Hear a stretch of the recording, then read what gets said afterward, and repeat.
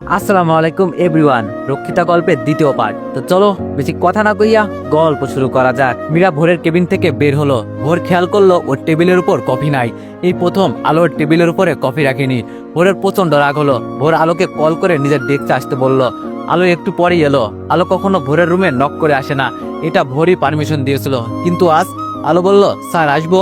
ভোর একটু অবাকই হলো, পারমিশন চাচ্ছে এটা ভেবে। ভোর বললাম, আসুন। আলো বলল, স্যার কোনো কিছু দরকার? ভোর রাগি মুডে বলল, আমার কফি। আলো বলল, ও সরি স্যার, আমি ভুলে গিয়েছিলাম। ভোর বলল, আগে তো এই ভুল কখনো হয়নি, আপনার তবে আজ কেন হলো? আলো বলল, আগে তো অনেক কিছুই হয়নি, কিন্তু এখন হয়েছে। ভোর বলল, কি বললেন? আলো বলল, না আমি কফি দিচ্ছি। আলো কফি বানাতে চলে গেল। কিছুক্ষণ পর কফি নিয়ে এসে ভোরকে দিল।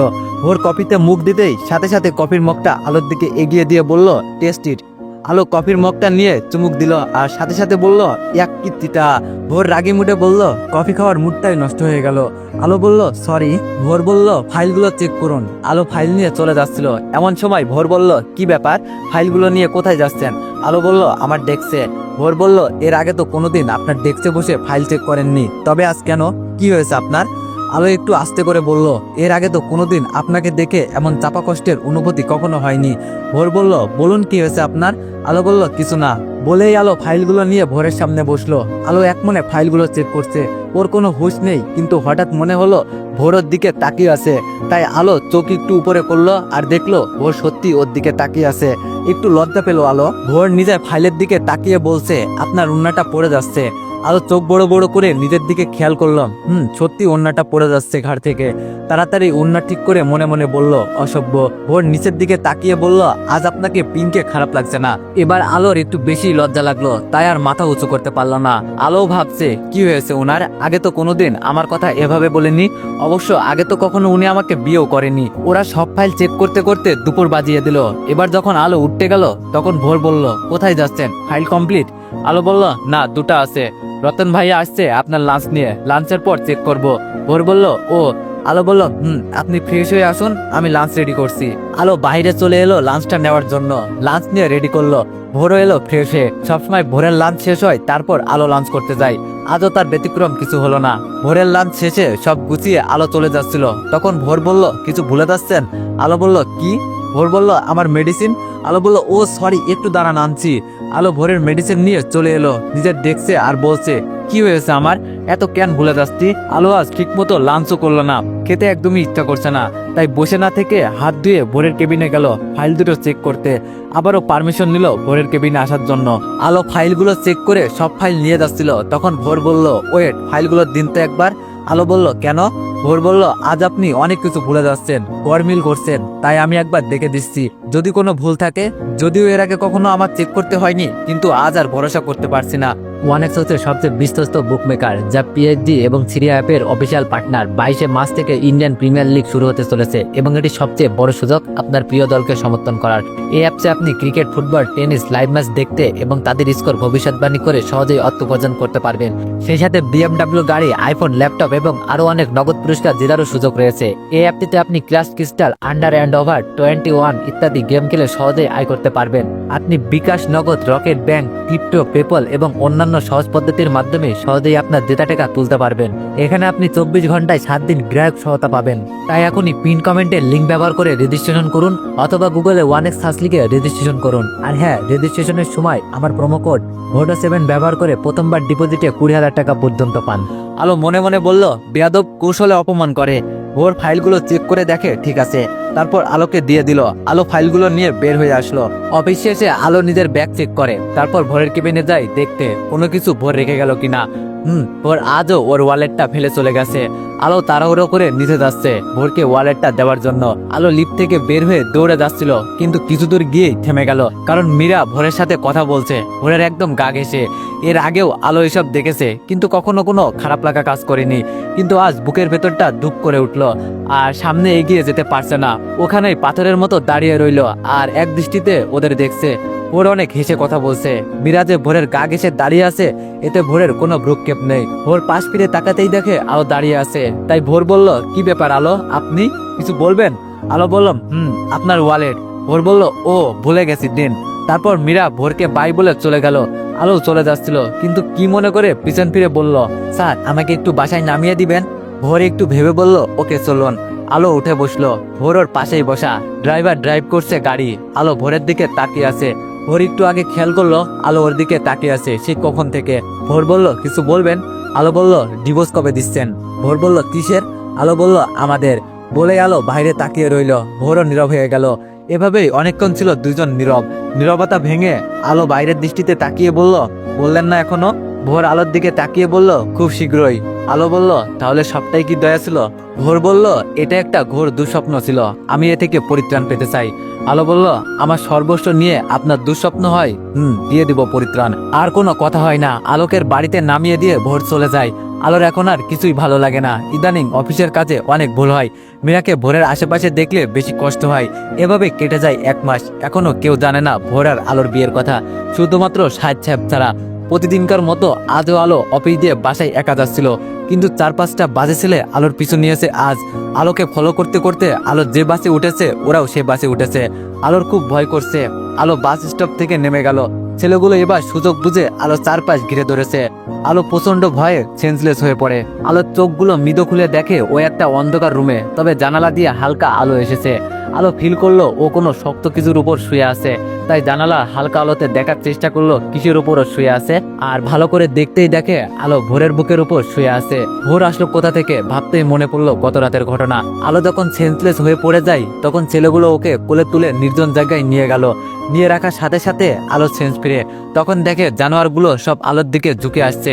তখন আলো চিৎকার দিল কয়েকটা। ভোর সেই রাস্তা দিয়েই যাচ্ছিল। আলোর কণ্ঠ শোনার সাথে সাথে গাড়ি থেকে বের হয়ে দৌড়ে যায় ওরা আলোর কোনো ক্ষতি করার আগেই। তারপর ওদের পিটিয়ে ভোর আলোকে নিয়ে আসে। আলো তখনও পুরোপুরি সেন্স ফিরে পায়নি, তাই ভোরকে দেখেও চিল্লাপাল্লা করছিল। আর চিল্লাতে চিল্লাতে আবারও সেন্সলেস হয়ে পড়ে ভোরের ওপর। তারপর ভোরকে ওই ঘরে নিয়ে যায়। এই হালকা আলোর অন্ধকারে ভোরকে দেখে বেশ মায়াবী লাগছে। আলো কিছু না ভেবেই ভোরের ঠোঁটে নিজের ঠোঁট হালকা করে শুয়ে দিল। মেয়েটা বেশ লজ্জা পাচ্ছে। আলো ভোরের দিকে তাকিয়ে বলতে লাগলো, একবার যখন আপনার বুকে মাথা রেখেছি তবে এই বুকটা সারা জীবন আমারই করে নিব। কি করে নিব সে না হয় আগামীকাল থেকেই দেখবেন নতুন রূপে আর এক আলোকে। বলে আলো আবার ভোরের ঠোঁট ছুঁয়ে দিল। এরপর নিজেকে ঠিক করে ভোরকে না জাগিয়ে বাসায় চলে আসলো। আসার সময় আলো একটা চিরকুট লিখে পাশের টেবিলের উপর রেখে গেছে। ভোরের ঘুমটা ভেঙেছে, আড়ামোড়া কেটে উঠলো।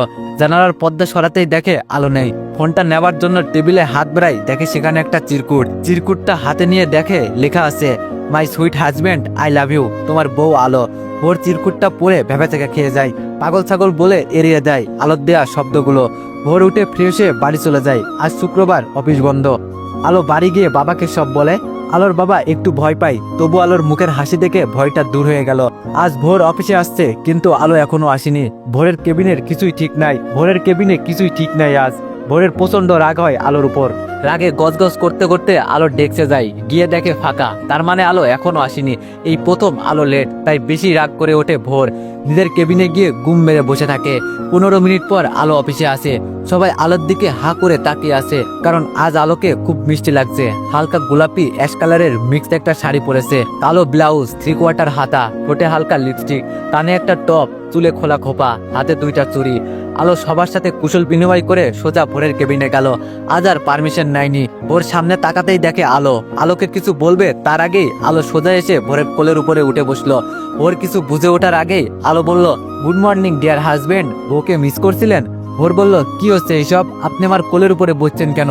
এত সাহস কই পান? আলো বলল, আপনি আমার সমস্ত শরীরের উপর উঠেছিলেন, আপনার কাছ থেকেই শিখেছি। দেখেন তো আমায় কেমন লাগছে। কোলের উপর থেকে উঠে দাঁড়িয়ে দেখাচ্ছে। ভোর বলল, গেট লস। আলোর রাগ উঠলো, তাই আবার গিয়ে ভোরের কোলে উঠে বসলো। ভোরের ঠোঁটে হাত দিয়ে বলতে লাগলো, no get lost, now get in. ভোর এবার রাগে ফায়ার। ভোর রাগে কিছু বলতে যাবে তখনই আলো ভোরের ঠোঁট নিজের ঠোঁট খুব শক্ত করে চেপে ধরলো। ভোর কিছুই করতে পারছিল না, কারণ এমন কিছু হবে ভোর বুঝতেই পারিনি কখনো। কিছুক্ষণ পর ছেড়ে দিয়ে আলো বলল, মর্নিং কিস এটা, আর সাহস দেখাতে আসবেন না। কি কি হয় আরো দেখতে থাকুন মেরি পিয়ারি বর। এই বলে আলো আসে নিজের ডেস্কে এসে হাফ ছেড়ে বাঁচলো মনে হয়। কত সাহস সঞ্চয় করে এসব করলো, এগুলো ভাবতেই আলোর পশম দাঁড়িয়ে যাচ্ছে। আলো নিজেই নিজের সাথে বলছে, না আলো, ভয় পেলে চলবে না, তোকে আরো সাহসী হতে হবে। ওই রাক্ষসকে বশ করতে হবে, তোকে পারতেই হবে। তোর এই নরম চলাফেরা, নরম ব্যবহার, এগুলো সব সরিয়ে ফেলে সাহসী হতে হবে। কি পারবি না আলো? না পারবো না, আজ যা করেছি এর শাস্তি কি হয় জানি না, হয়তো আমাকে মেরেই ফেলবে হাতের কাছে পেলে। নো আলো নো, এইসব ভাবা যাবে না, রাক্ষসের রাক্ষসী হতে হবে, হাত পা কাঁপাকাঁপি সব অফ। So mission start. আলো ব্রেভ গার্ল নিজের কাঁধে সাহসী হওয়ার জন্য হাই ফাই দিচ্ছে। এর মধ্যে ভোর আলোর ডেস্কে এসে রাগী দুটো চোখ নিয়ে বলল, আমার ফাইলপত্র কফি এটা ওটা কিছুই টেবিলে নাই কেন? আলোর চোখ দুটো দেখে ভয় পেল, তবুও মনে সাহস নিয়ে বলল, কফি খেতে হবে। ভোর রাগী মুডে বলল, আপনি জানেন না এটা? আলো বলল, না মানে তখন যে লিপ কিস দিয়ে এলাম তাতে হয়নি, এরপরও কফি খেতে হবে? কিসটা খারাপ ছিল তাই না? আসুন একটু ভালো করে দিচ্ছি। ভোর নর্মাল ভাবে বলল, আমার কেবিনে আসুন। বলেই ভোর চলে গেল। আর আলো ভাবছে, রাগ না করে এটা বলল কেন, যাই দেখি। আলো ভোরের কেবিনে গেল, যাবার সাথে সাথে দরজা লক করে আলোকে দেয়ালের সাথে জোর করে চেপে ধরল ভোর। আলো ভয়ে চোখ বন্ধ করে ফেললো। ভোর রাগি মুডে বলল, চোখ খুলুন। আলো মিটপিট করে চোখ খুলল। আলো বলল, আমার ব্যথা করছে, হাতটা ছাড়ুন। ভোর আরো শক্ত করে ধরে। ভোর বলল, লাগুক ব্যথা, ব্যথা দেওয়ার জন্যই তো। আপনার সাহস দেখে আমি অবাক, আপনি এসব করার সাহস কই পান? ভোর চৌধুরীকে স্পর্শ করার সাহস কই পান? আপনি আমার একজন সামান্য পিয়ে, আপনাকে চাকরি থেকে যে কোনো সময় বের করে দিতে পারি, এটা কি মাথা থেকে বের হয়ে গেছে? আপনাকে তো ভালো মেয়ে ভেবেছিলাম, কিন্তু আপনি এতটা বাজে জানতাম না। মন চাচ্ছে আপনাকে মেরে ফেলি এখানেই। আলো বলল, হ্যাঁ চাকরি থেকে বের করে দিন, তারপর আমি সংসার করব আর আপনি অফিস। পারফেক্ট বর বউ। আপনাকেও ভালো ভেবেছিলাম, কিন্তু আপনি তো একটা অবিবাহিত মেয়ের ইজ্জত হরণকারী। আর মারতে হবে না, আপনার ওই চোখ মুখ ঠোঁটে আমি মরেই গেছি। ওর প্রচন্ড রেগে বলল, চুপ স্টপ ইট, চুপ একদম চুপ। বলে আলোর হাত দুটো আরো শক্ত করে চেপে ধরলো, আর চোখ দুটো রাগে টকবক করছে। ভোরের রাগের ফসফস নিঃশ্বাস আলোর মুখের উপর আসছে পড়ছে। আলো মনে মনে খুব ভয় পাচ্ছে, তবুও নিজেকে শক্ত করার চেষ্টা করছে। হাতেও অনেক ব্যথা পাচ্ছে, তবুও সাহস নিয়ে ভোরের দিকে তাকালো। ভোর ওকে অনেক কথা বলে যাচ্ছে, আলো সেদিকে ভ্রুক্ষেপ নেই। আলো ভোরের ঠোঁটটাই দেখছে, আর কেমন একটা নেশা কাজ করছে আলোর। ভোরের মুখটা ওর মুখের কাছে আসতেই লাগলো, তাই আলো নিজের মাথাটা একটু উঁচু করে ভোরের ঠোঁটে কিস করে দিল। ভোরের সাথে সাথে আলোকে ছেড়ে দূরে সরে যাচ্ছিল। আলো ভোরের কলার খপ করে ধরে নিজের ঠোঁটটা ডুবিয়ে দিল। ভোরকে আলো আবারও এভাবে ধরবে ভোর একটু বুঝতে পারেনি, তালও সামলাতে পারেনি। আলোর একাদে ভোরের এবার রাগ অতিমাত্রায় বেড়ে গেল, তাই নিজেকে ছাড়িয়ে আলোর গালে কষে একটা থাপ্পড় দিল। আলো গিয়ে নিচে পড়লো। আবার ভোর আলোকে টেনে তুলে আবার গালে কষে একটা থাপ্পড় দিল। আলো আবারও নিচে পড়ে গেল। এবার আলোকে টেনে আবার দেয়ালের সাথে চেপে ধরলো, তবে এবার হাত না, গলা চেপে ধরেছে ভোর আলোর। ভোর বলল, তোর মতো ফালতু মেয়েকে এখানেই মেরে ফেলবো আজ, মেরে ফেলে পুঁতে রাখবো মাটিতে। আলো কিছু বলতে পারছে না, শুধু কাঁদছে আর কাঁদছে। ভোরের হাত গলা থেকে সরানোর চেষ্টা করছে, কিন্তু পারছে না।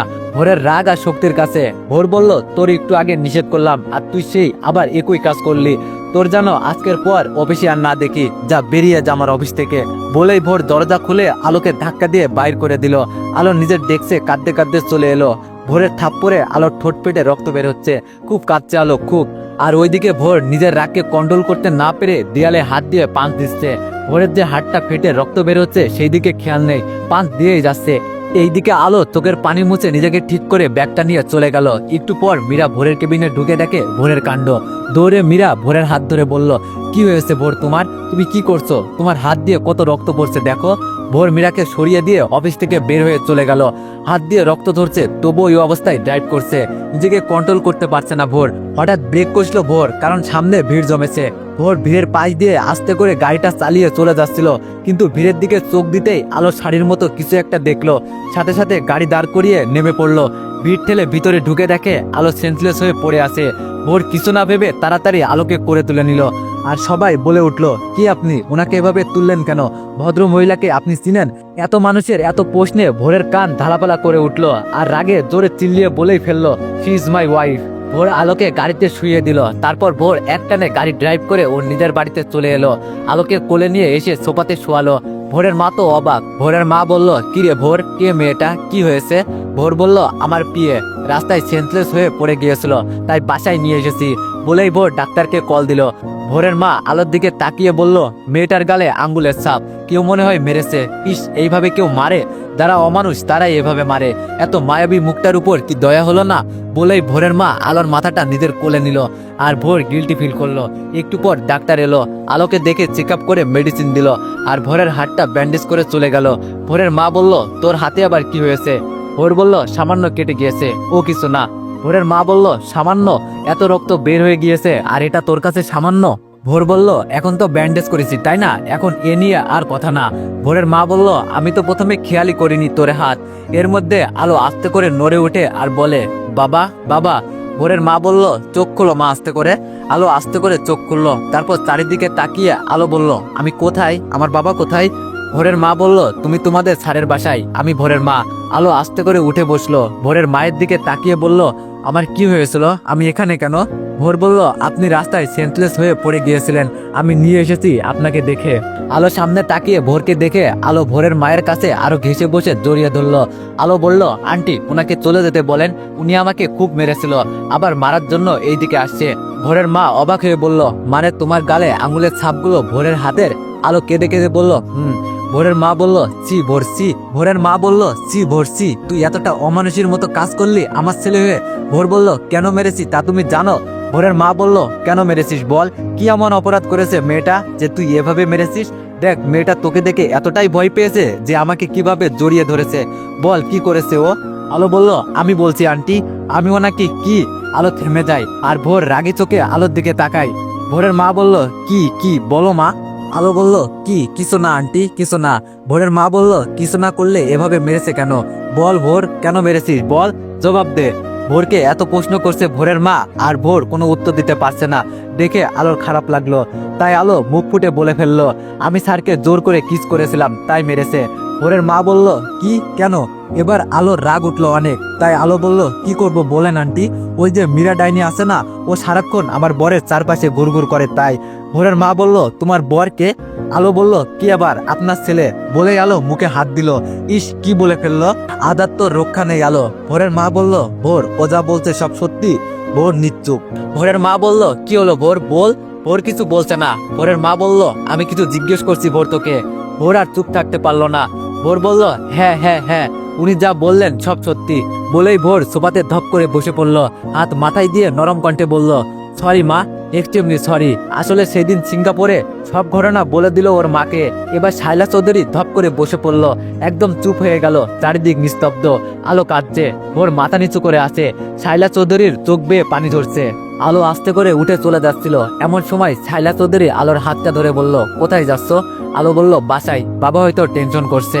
ভোরের মা বলল, তোমার বাবার ফোন নাম্বারটা বলো তো। আলো বলল, কেন? ভোরের মা বলল, বলো বলছি। আলো নাম্বারটা বলল। শাইলা চৌধুরীর নম্বরে কল দিয়ে বাগানে চলে গেল। আলোকে বলে গেল সোফাতে বসতে। আলো গিয়ে সোফায় বসে আছে ভোরের দিকে তাকিয়ে। ভোর সেই নিচেই তাকিয়ে আছে। 15 মিনিট পর শাইলা চৌধুরী ভিতরে এসে বলল, আলো আমার সাথে উপরে আসো। ভোর তুইও আয়। কেউ কিছু না বলে শাইলা চৌধুরীর পিছন পিছন গেল। শাইলা চৌধুরী উনার রুমে নিয়ে গেল। তারপর আলমারি খুলে এক জোড়া বালা বের করলো। বালা জোড়া নিয়ে আলো সামনে গিয়ে বলল, আলো তোমার হাত দেখি। আলো বলল, কেন? ভোরের মা বলল, এত কেন কেন কেন করো, দাও বলছি। আলো হাত জোড়া সামনে এগিয়ে দিল আর শাইলা চৌধুরী বালা জোড়া আলোকে পরিয়ে দিল। ভোরের মা বলল, আজ থেকে তুমি চৌধুরী পরিবারের একমাত্র পুত্রবধূ, আমি তোমাকে আমার পুত্রবধূ হিসাবে স্বীকার করলাম। ভোর বলল, মা তুমি এগুলো কি করছো, আমি ওনাকে ডিভোর্স দিয়ে দিব। বলেই ভোর আলোর হাত থেকে বালা জোড়া খুলতে গেল আর সাথে সাথে শাইলা চৌধুরী ভোরের গালে চর বসিয়ে দিল। ভোর গালে হাত দিয়ে বলল, মা তুমি আমাকে মারলে? ভোরের মা বলল, হ্যাঁ মেরেছি, আমার সিদ্ধান্তের উপর তুই কোন সাহসে কথা বলিস, তোর ভুলের মাসুল এটা। আলো এই বাড়ির বউ আজ থেকে, এটা তুই মেনে নে। ভোর আর ওখানে দাঁড়ালো না, বের হয়ে গেল ওখান থেকে। আলো নিচের দিকে তাকিয়ে দাঁড়িয়ে কাঁদছে। শাইলা চৌধুরী খেয়াল করলো, আলোকে জড়িয়ে ধরলো। আলো শাইলা চৌধুরীকে জড়িয়ে ধরে হাউমাউ করে কেঁদে উঠলো। ভোরের মা বলল, হয়েছে আর কাঁদতে হবে না, এখন যাও ফ্রেশ হয়ে নাও। শাইলা চৌধুরী একটা শাড়ি আলোকে দিল। আলো করুণ কণ্ঠে তাকিয়ে বলল, আমি শাড়ি পরতে পারি না। ভোরের মা বলল, তুমি তো শাড়ি এখনো পরে আসো। আলো বলল, পার্লার থেকে পরে এসেছি। ভোরের মা বলল, আচ্ছা আমার ওয়াশরুমে যাও, আমি শাড়ি পরিয়ে দিব। আলো শাইলা চৌধুরীর দিকে তাকিয়ে আছে। শাইলা চৌধুরী বলল, কি ব্যাপার এভাবে তাকিয়ে আছো কেন? আলো বলল, আমার মা আজ বেঁচে থাকলে হয়তো আপনার মতোই হতো। ভোরের মা বলল, তোমার মা নেই? আলো বলল, না, সেই ছোটবেলায় ক্যান্সারে মারা গেছে, বাবাই আমার সব। ভোরের মা বলল, ও আমি তোমার মা না? আলো বলল, মা। ভোরের মা বলল, মা। আলো সাথে সাথে শাইলা চৌধুরীকে আবার জড়িয়ে ধরে কান্না করলো। ভোরের মা বলল, ইস মেয়েটা কিভাবে কাঁদছে দেখো, যাও ফ্রেশ হয়ে নাও, তা না হলে কিন্তু মার দিব। আলো একটু মুচকি হেসে ওয়াশরুমে চলে গেল। 20 মিনিট পর বের হলো। তারপর শাইলা চৌধুরী সুন্দর করে শাড়ি পরিয়ে দিল। এখন রাত 11টা ছুঁই ছুঁই, কিন্তু ভোরের কোনো খোঁজ নেই, ফোনটাও অফ। আলো কিছুক্ষণ আগে ওর বাবার সাথে প্রায় 30 মিনিট কথা বলল। এখন আলোরও টেনশন হচ্ছে, শাইলা চৌধুরী পায়চারি করছে। আলো বলল, মা আপনি ঘুমিয়ে পড়েন, আমি জেগে আছি। ভোরের মা বলল, না মা, ও না আসলে চিন্তায় ঘুম হবে না। আলো বলল, আপনার শরীর খারাপ করবে, আমি আসি তো, আপনি প্লিজ যান আর না করবেন না। এক প্রকার জোর করে শাইলা চৌধুরীকে আলো পাঠিয়ে দিল। রাত প্রায় 1টা, ভোর এখনো আসেনি। আলো অপেক্ষা করতে করতে ড্রয়িং রুমে সোফাতেই ঘুমিয়ে পড়েছে গুটিসুটি দিয়ে। সকালে আজানের শব্দ আলোর কানে যায়, ঘুমটা ভেঙে যায়। আলো উঠে বোঝার চেষ্টা করছে ও কোথায় আছে। সব মনে পড়তেই দৌড়ে উপরে রুমে গেল, দেখে ভোর শুয়ে আছে বেডে। আলোর মনে শান্তি ফিরল। আলো অজু করে নামাজ পড়ে ভোরের মাকে ডাকতে গেল। গিয়ে দেখে শাইলা চৌধুরী নামাজ পড়ছে। দেখে আলোর ভালো লাগলো। আলো গিয়ে বেডে বসলো। ভোরের মা নামাজ শেষ করে আলোকে দেখে বসলো। তো একটা কথা না বললেই নাই, আপনারা তো জানেনই ফিলিস্তিনি মুসলিম ভাই বোনেদের উপর কিরকম অত্যাচার চলছে। তো আমাদের তো কিছুই করার নাই, কিন্তু আমরা একটা কিছু করতে পারি, তা হলো দোয়া। তো সবাই আমাদের এই ফিলিস্তিনি মুসলিম ভাই বোনেদের জন্য দোয়া করবেন, তারা যেন খুব তাড়াতাড়ি এই অত্যাচার থেকে মুক্তি পায়। তো এভরিওয়ান, নেক্সট পার্টের জন্য অপেক্ষা করো। ধন্যবাদ।